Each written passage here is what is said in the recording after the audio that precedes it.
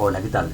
Mi nombre es Diego Grilli, soy veterinario, doctor en ciencias biológicas, me desempeño como investigador de CONICET y soy jefe de trabajos prácticos del área de microbiología, departamento de patología de la Facultad de Ciencias Médicas en la Universidad Nacional de Cuyo. Hoy vengo a ofrecerles el teórico acerca de fiebres hemorrágicas víricas. Como bibliografía principal propongo el libro de Basualdo, Microbiología Biomédica, en su segunda edición del año 2006. Gran parte de la información que está aquí la podrán leer del capítulo Flavivirus del libro de Mandel, Enfermedades infecciosas, Principios y Práctica del año 2016. Los flavivirus. Los flavivirus son en gran parte responsables de la mayoría de las infecciones víricas que van a ocasionar fiebre y hemorragia. Entre ellos vamos a destacar el virus dengue, el de la fiebre amarilla, la encefalitis japonesa, encefalitis del Nilo Occidental, encefalitis de San Luis, encefalitis transmitida por garrapatas, enfermedad del bosque de Chiasanur y la fiebre hemorrágica de Alcurma, así también como Zika. Todos ellos se agrupan dentro de los flavivirus. Esta es la estructura que tiene el agente etiológico, los flavivirus. Es un virus que porta material genético ARN de sentido positivo. Tiene una nucleocápside icosaédrica, en donde se destaca en su composición a la proteína C. Mide un diámetro aproximado de 50 nanómetros. Además, posee una envoltura lipídica, en donde se encuentran insertadas glucoproteínas de superficie, entre la que vamos a destacar a la proteína M y a la proteína E. Debido a esta envoltura lipídica, los virus son inestables en el ambiente y sensibles al calor, a la radiación ultravioleta y a los desinfectantes, incluidos el alcohol y el yodo, y también es sensible al pH ácido. Con respecto a las proteínas de la envoltura lipídica, vamos a destacar la glucoproteína E, que la vemos en el círculo rojo, en este esquema que representa al virión. La glucoproteína E participa en la unión a los receptores de la célula huésped, como lo destacamos en el círculo rojo, el virus se adhiere a la célula hospedadora. También permite la fusión con la membrana endosómica, mientras que la glucoproteína M participa en el proceso de maduración de la partícula viral. Además, se destacan proteínas no estructurales necesarias en el proceso de la replicación viral. NS1, NS2A, NS3 y NS5 son proteínas no estructurales cuyo material genético que las codifica se encuentra presente en el material genético de estos virus, y estas proteínas no estructurales van a determinar el serotipo viral y en algún modo median las respuestas linfocíticas.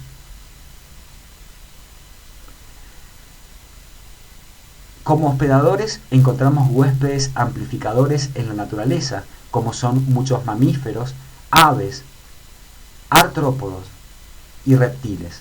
La infección en este tipo de huéspedes suele ser asintomática. Los flavivirus pertenecen a la familia Flavoviridae. Se agrupan dentro del género Flavivirus y las especies se clasifican según el vector, el grupo de animales infectados y o la zona geográfica de origen. Así encontramos flavivirus transmitidos por garrapatas a mamíferos, entre los que se destacan el virus de la encefalitis transmitida por garrapatas, el virus Chiasanur y el virus Alcurma, que posee un 89% de homología con el virus Chiasanur. Por otro lado tenemos a los flavivirus transmitidos por mosquitos, entre los cuales encontramos dentro del grupo dengue al virus dengue. Dentro del grupo de la encefalitis japonesa, al virus de la encefalitis japonesa, el de la encefalitis de San Luis y el del oeste del Nilo. Dentro del grupo de la fiebre amarilla, encontramos al virus de la fiebre amarilla y el virus Zika. Todos estos virus destacados se agrupan también como arbovirus, que significa que son virus transmitidos por artrópodos. Esta es la situación epidemiológica a nivel global.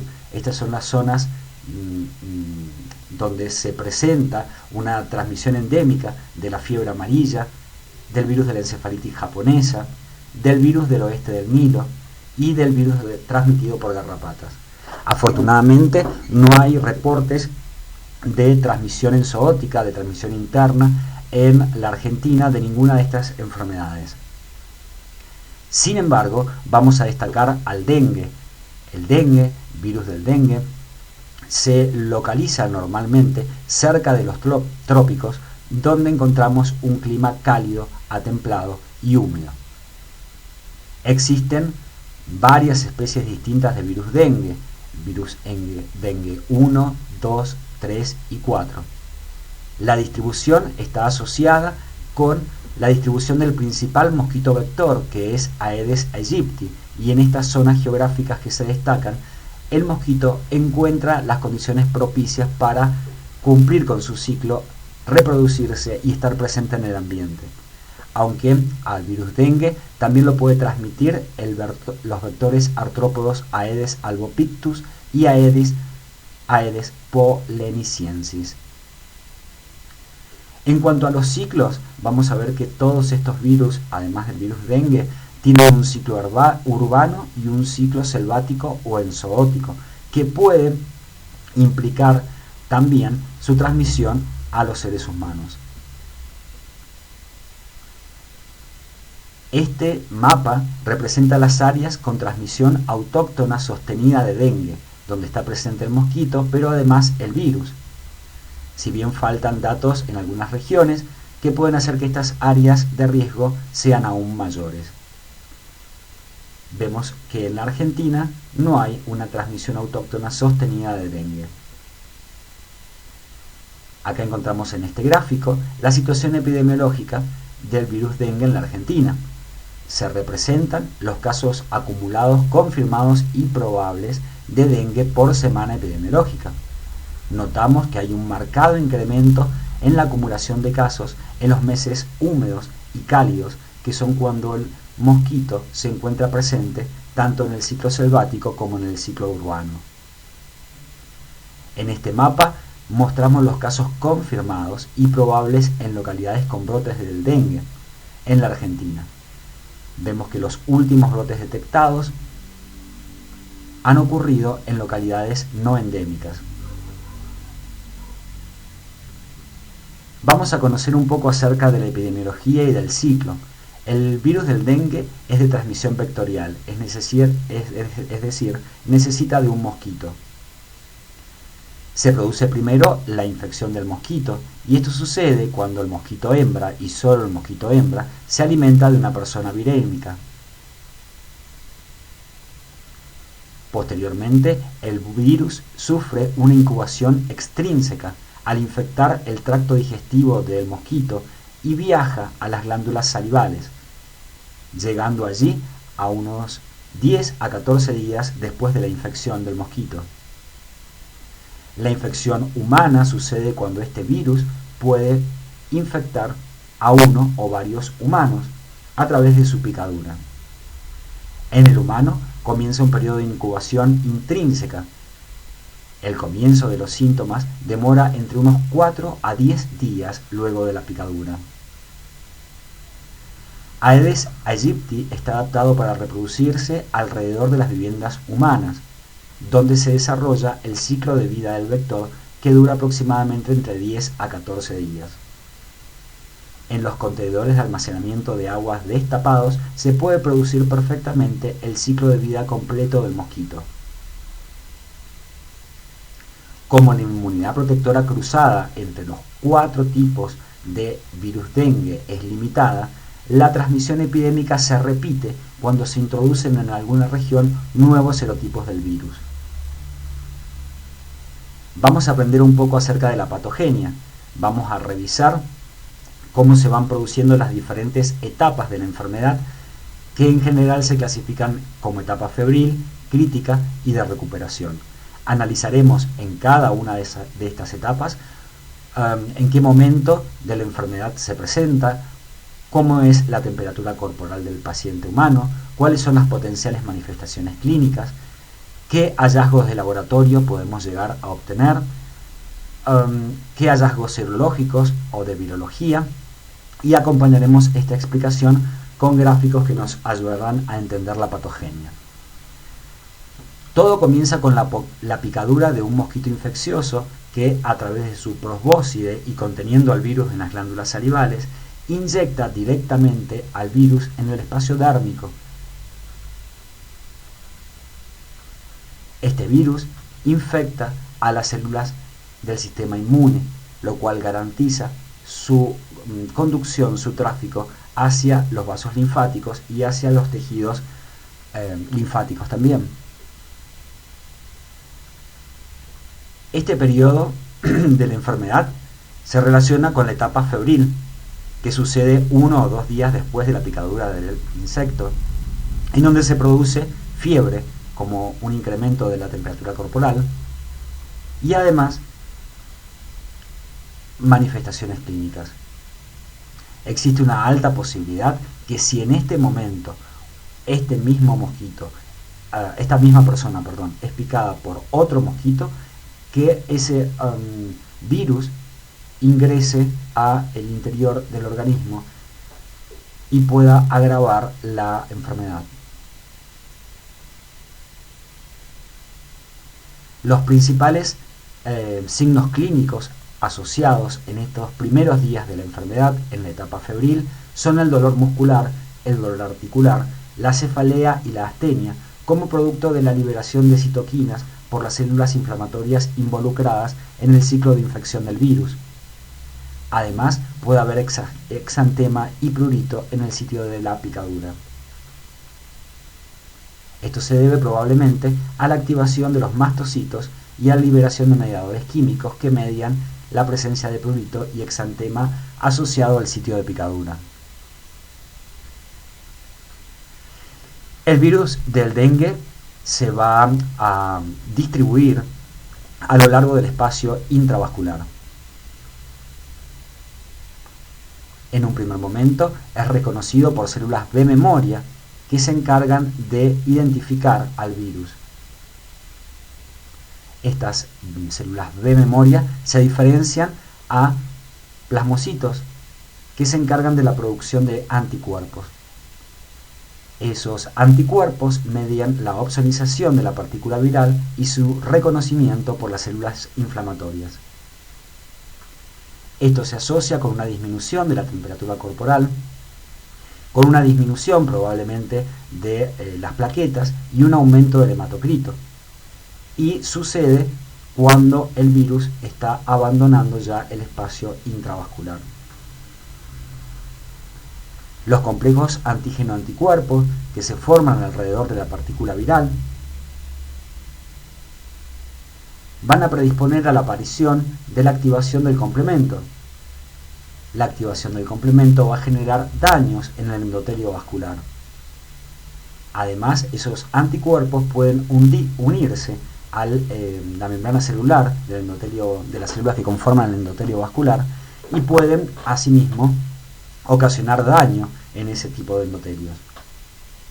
Además, el proceso inflamatorio que monta el fagocito que se encarga de reconocer y presentar el virus va a generar la mediación de un montón de proteínas que también pueden conducir a un daño endotelial. Es por eso que en la etapa siguiente, en la etapa febril más tardía, puede presentarse la aparición de epistaxis, que es el sangrado a través de la nariz, gingivorragias, la presencia de hemorragias en las encías, petequias, púrpuras o equimosis que se evidencian en la piel del paciente. Y todo esto se relaciona con el daño vascular asociado al proceso inflamatorio que ocurre en respuesta de la infección viral. Analizaremos ahora la etapa crítica de la enfermedad, que es cuando se produce la extravasación de plasma. El virus infecta a las células de la médula ósea. Esto ocasiona una disminución del sistema inmune en su capacidad para responder, lo que predispone al paciente de la adquisición de enfermedades ocasionadas por otros virus que afectan principalmente el aparato respiratorio alto. A su vez, se monta una respuesta del virus frente a los macrófagos y a las células T que son infectadas a nivel del vaso. Esto, junto con la infección de la médula ósea, ocasionan la leucopenia y la disfunción del sistema inmune, que se puede detectar aquí como un hallazgo de laboratorio. A su vez, la infección del virus en el vaso puede ocasionar una hemorragia esplénica subcapsular y rotura del vaso, complicando el estado de salud del paciente en esta etapa crítica. Veíamos que la infección del virus en las células de la médula ósea puede ocasionar la leucopenia y sobre todo la trombocitopenia, que se asocia o que caracteriza la etapa crítica de la enfermedad. Debido a la replicación del virus en las células de la médula ósea y a la presencia de fiebre en los pacientes, a esta enfermedad también se la conoce como fiebre quebrantahuesos. Además, en esta etapa de la enfermedad puede ocurrir daños en la mucosa intestinal, predisponiendo al pasaje de las bacterias desde la luz intestinal hacia la circulación, lo que puede llevar a diarrea y dolor abdominal. En este esquema se van a explicar los principales eventos que suceden post-infección del virus dengue en el espacio intravascular y en el espacio extravascular para que haya una mejor comprensión de la etapa crítica de la enfermedad. En los primeros estadios de la etapa crítica de la enfermedad, que sucede 48 horas después al cese de la fiebre, se conoce a esta etapa como la etapa de mayor riesgo para la aparición de las complicaciones. Las manifestaciones clínicas pueden ser un derrame seroso, ya sea en peritoneo, pleura o pericardio, asociado con la hipoalbuminemia. Esto se da debido al daño endotelial que permite la extravasación de plasma y de proteínas del espacio intravascular al extravascular. En etapas posteriores puede haber un daño endotelial tan importante que se produzca la extravasación del espacio intravascular al extravascular de glóbulos rojos, ocasionando hemorragias. Y son grandes esas hemorragias, ya que los signos clínicos que aparecen puede ser hematemesis, que es la presencia de sangre en el vómito, melena, la materia fecal con sangre digerida, o hemorragias intracraneales y la aparición de síntomas neurológicos. El virus afecta también a los hepatocitos, además de a las células endoteliales, y vamos a revisar un poco lo que sucede a nivel del hígado. Debido a su infección en los hepatocitos y a la destrucción de estas células hepáticas, se produce una disminución de los factores de la coagulación, lo que complica aún más las hemorragias. En este estadio puede haber también hepatomegalia. Además, por la afección de los hepatocitos, suele acompañarse con el hallazgo de laboratorio de elevación de las transaminasas AST y ALT. Además, el virus puede afectar a las células de Kupffer, lo que genera una mayor susceptibilidad a infecciones secundarias. El choque y las hemorragias masivas, junto con la falla multiorgánica, terminan en una coagulación intravascular diseminada. Probablemente las citoquinas proinflamatorias liberadas por el endotelio, la expresión del factor tisular, las alteraciones en los mecanismos anticoagulantes naturales y la inhibición de la fibrinolisis generan depósitos de fibrina en el endotelio, lo cual predispone a la aparición de trombosis microvascular. Esto además lleva al consumo de plaquetas y de factores de coagulación, lo que permite que se establezcan las hemorragias y el posterior fallo multiorgánico, conduciendo a la muerte del paciente. Se ha detectado que en esta etapa crítica también puede haber una transmisión vertical, ya que recién nacidos cuyas madres tuvieron el inicio de la fiebre del dengue primario o secundario hasta 5 semanas antes del parto, pueden presentar abortos o alteraciones importantes en el feto, como son fiebre, cianosis, apnea, hepatomegalia y trombocitopenia. En cuanto a las manifestaciones clínicas, existe un protocolo emitido por la Dirección de Epidemiología de cómo proceder en el caso de casos presuntivos de dengue. Cualquier persona de cualquier edad y sexo que presenta fiebre de menos de 7 días de duración y que no presenta ninguna afección de las vías aéreas se considera como candidato a tener un diagnóstico presuntivo de dengue. Pero además debe acompañarse de 2 o más de los siguientes signos clínicos: cefalea o dolor retrocular, malestar general o mioartralgias, que es el dolor de músculos y articulaciones, anorexia, náuseas, diarrea, vómitos, erupciones cutáneas, como la que estamos viendo en la fotografía, la presencia de petequias o la prueba del torniquete positiva, que consiste en, a través de una banda elástica, en generar una presión en una zona que quede proximal al codo, y al liberar esa presión pueden observarse, en el caso de que la prueba resulte positiva, la presencia de múltiples petequias. Además puede haber leucopenia o trombocitopenia.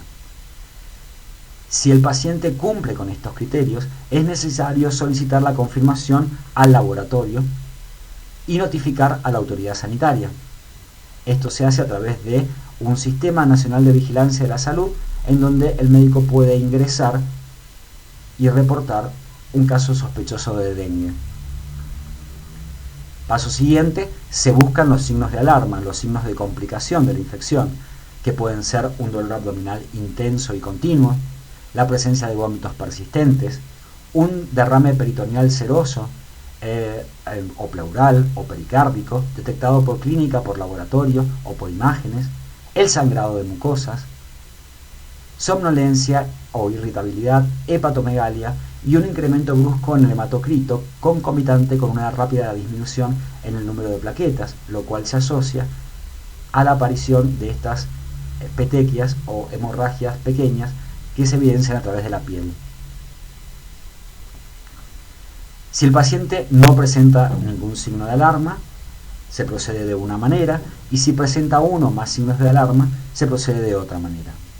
Si no presenta ningún signo de alarma, se debe evaluar cuáles son las condiciones coexistentes o el riesgo social de ese paciente.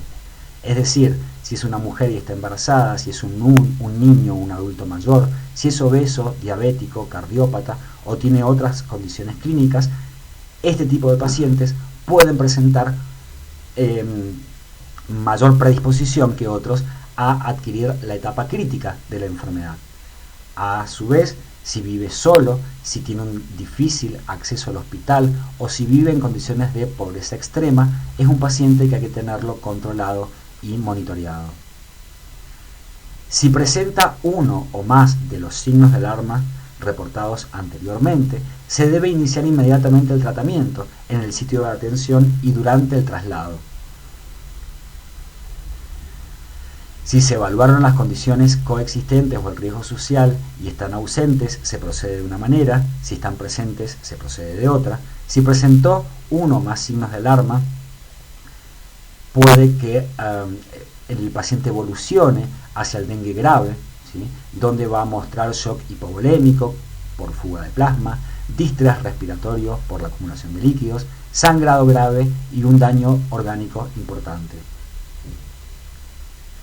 Si están ausentes las condiciones coexistentes o el riesgo social, entonces se diagnostica dengue sin signos de alarma ni comorbilidad, en donde el tratamiento se centra principalmente en la adecuada reposición de los líquidos por vía oral y en controlar la diuresis.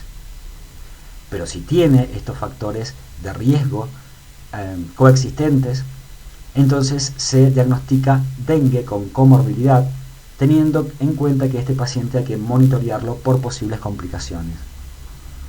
Si aparecen los signos de alarma, entonces tenemos dengue con signos de alarma, que es una situación diferente a la del dengue grave. Depende del diagnóstico, el tratamiento y las medidas que se tomen. Para el diagnóstico de laboratorio podemos hacer el aislamiento del virus en los primeros estadios de la enfermedad, durante la etapa febril. cuando los pacientes están virémicos y los títulos de infectividad viral en sangre son lo suficientemente altos. La técnica de elección para detectar la viremia en todos los flavivirus es la PCR transcriptasa inversa en tiempo real. Debido a que el material genético del virus es ARN, se necesita en condiciones in vitro de la enzima transcriptasa reversa que va a copiar la secuencia de nucleótidos del ARN en ADN, y sobre esta secuencia de nucleótidos se va a elaborar la síntesis de un ADN de doble cadena. Con este producto resultante se realiza una PCR que, por la presencia de una sonda fluorescente, permite el diagnóstico del material genético, indicando el diagnóstico positivo para dengue. Identificar el tipo viral infectivo del dengue es fundamental. Recordamos que existen 4 tipos de dengue. La futura exposición a otros tipos de virus dengue sitúa al enfermo ante un riesgo más alto de padecer la fase crítica de la enfermedad. En este gráfico se muestran cuáles son los días después de la infección y qué acontecimientos es importante tener en cuenta para el diagnóstico. Durante los primeros días posteriores a la infección se puede presentar viremia y fiebre, y es el momento ideal para intentar el aislamiento del virus, ya sea mediante la inoculación en mosquitos o mediante su cultivo celular, o mediante técnicas moleculares como la PCR. Mientras que si tomamos al paciente, llega a la consulta aproximadamente entre unos 8 a 10 días después de la infección, el paciente muestra un incremento en las inmunoglobulinas G y M antiflavivirus que pueden ser detectadas a través de técnicas de laboratorio como son la inhibición de la hemaglutinación, las pruebas de ELISA o de neutralización. Así también hay pruebas rápidas para la detección de anticuerpos en esta fase de la enfermedad. El aislamiento del virus dengue neurotropo, es decir, aquel que tiene afinidad por el cerebro, su aislamiento del líquido cefalorraquídeo suele ser infructuoso. Los anticuerpos IgM en dengue declinan luego de los 60 días después de la infección. Es importante ver que estos anticuerpos que se producen y que son detectados pueden tener una reactividad cruzada con los virus de la encefalitis de San Luis y el virus de la fiebre amarilla. Todos cocirculan con dengue y pueden confundir en el diagnóstico. Estos anticuerpos heterólogos suelen plantear dificultades en la interpretación de las pruebas para la detección de anticuerpos en la encefalitis de San Luis y en la encefalitis del oeste del Nilo. También se puede hacer el diagnóstico a través de una biopsia y de preparados histopatológicos que se observen a través de microscopía óptica o electrónica, pero esto es solo un diagnóstico presuntivo que debería confirmarse con pruebas complementarias como son las tinciones inmunohistoquímicas que permiten evidenciar al virus y a la célula infectada. Es importante realizar el diagnóstico diferencial con varias enfermedades producidas por los flavivirus, así también como por bacterias como la leptospira o por otros virus como el de la rubiola, sarampión y gripe. Así también de realizar un diagnóstico diferencial contra los virus que ocasionan otro tipo de fiebres hemorrágicas, como son también el hantavirus. Vamos a hablar ahora de la fiebre amarilla. También pertenece al género de los flavivirus, tiene una estructura similar y características similares al virus del dengue. Existen 7 genotipos, 3 del este y centro de África y 2 del oeste de África, que están, estos últimos 2, genéticamente relacionados con los virus aislados en Sudamérica, en estas zonas de Sudamérica. La incidencia fluctuante de la fiebre amarilla ha estado dominada por epidemias en África principalmente, y el 90% de los 200.000 casos anuales reportados se producen allí. En Sudamérica se han dado solo 100 casos en los últimos 25 años. También existen ciclos selváticos y urbanos en el virus de la fiebre amarilla, solo que las especies de mosquitos vectores suelen diferir en los ciclos selváticos o en el ciclo de la sabana con respecto al ciclo urbano. Este es el comportamiento que ha tenido en Sudamérica el virus de la fiebre amarilla en los últimos años. En 2019, Bolivia, Brasil y Perú notificaron casos de fiebre amarilla.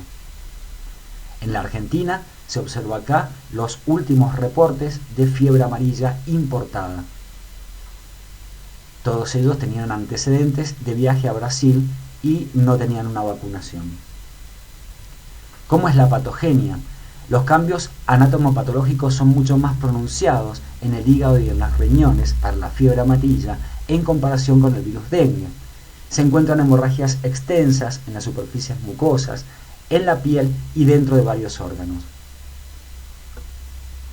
El virus infecta a las células inflamatorias, lo cual ocasiona fiebre. Posteriormente se produce viremia y se conduce al virus al hígado, lo cual puede ocasionar vómitos. A su vez hay una infección posterior con una viremia secundaria que ocasiona alteraciones en el riñón, en el corazón, provocando albuminuria, insuficiencia renal, miocarditis y arritmias.